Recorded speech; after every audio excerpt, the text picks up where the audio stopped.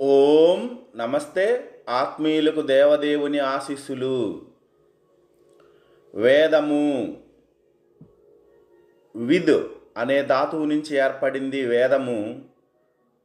ఆ వేదము అనే పదమునకు జ్ఞానము అని అర్థము.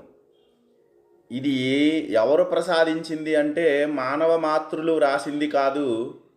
దేవుని యొక్క జ్ఞాన శాసనమే వేదము. ఇది శరీరమును మనస్సును జయించిన మహర్షులు దర్శించగలిగారు. అలా దర్శించిన ఆ మహర్షులు వారి శిష్యులకు మార్గోపదేశం చేశారు. అలా చేసిన మార్గోపదేశము యొక్క సంకలనమే ఉపనిషత్తులు.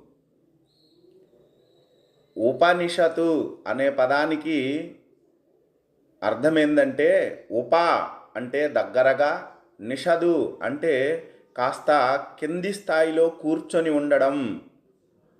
గురువు దగ్గర శిష్యుడు వినయంతో కూర్చొని ఉండి అతనికి అభిమానాన్ని కలిగిస్తూ కావలసిన విద్యా జ్ఞానాన్ని అందుకుంటాడు, గురువు అందిస్తాడు. కనుక ఉపనిషత్తు అంటే అతి సమీపముగా ఉండి నేర్చుకోవడము. మరొక విధంగా మాట్లాడినప్పుడు ఉపనిషత్తు అంటే మనకి దగ్గరగా ఉన్నది ఏదో దానిని తెలుసుకోవడము.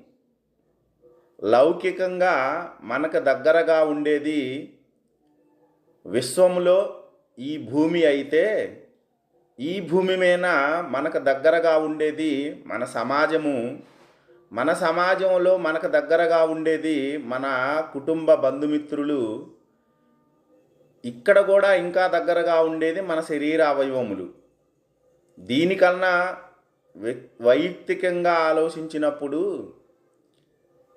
ప్రాణము ఆత్మకు అతి దగ్గరగా ఉంటుంది.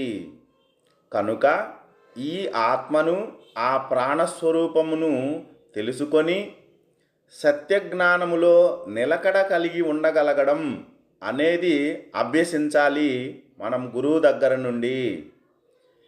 అలా సత్యజ్ఞానాన్ని అందించడమే గురువు యొక్క లక్ష్యము. అతను అదే చేస్తాడు. ఉపనిషత్తులు చెప్తున్న అంశం ఈ విషయాన్ని గురించి.